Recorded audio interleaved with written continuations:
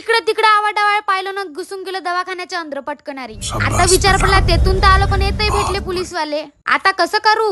अगो जागी येणीच राहते बाई. तरी एक नकली तिकीट दाखवली ना, घुसलो अंदर. मी पाहिलेलं आमच्या घराजवळच्या ताईचं बेबी. इकडे तिकडे पाहत होतो, सगळ्या एकसारख्या दिसत होत्या. हे होय वाटते ता दिसली पाय मले. मा बया केवढूस आहे हे. मी ना तर पहिली वेळेस पाहिलं बाई एवढूस पोरग. कालच झालं ना, मी आज आलो पाहिले. एवढीचे डोळे, एवढीचे हात पाय.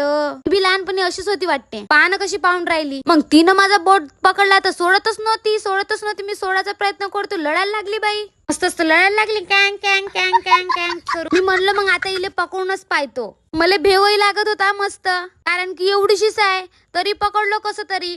बोतच हलकी होती, एवढीशीच हलकी होती ना, एवढीशीच होती. खालतं ठेवत जाऊ उचलत जाऊ, खालतं ठेवत जाऊ उचलत जाऊ. मले बाय भेव लागे, तरी कस तरी पाहिलं तिले हातात पकडून. मस्त तिचा लाड चुम्मा केलो ना, निघालो आपल्या घरी जासाठी. इले केलो टाटा, छोट्या बेबीले बी केलो टाटा.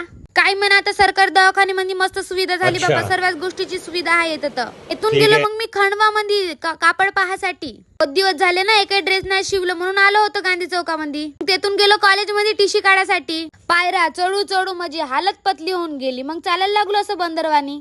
तेव्हा मला बापा, मी ना पहिले पोलीसवाले गदेले हाकलत होते, पण गदा काही जात नव्हता. हे गद्यासारखी गोष्ट झाली. मग तिथं दिसले माझे काही फॉलोअर्स. ऑटो मध्ये पाहिला बरोबर हाय करायला लागले बाई. त्याने आले मला भेटायला, मग फोटो काढलो.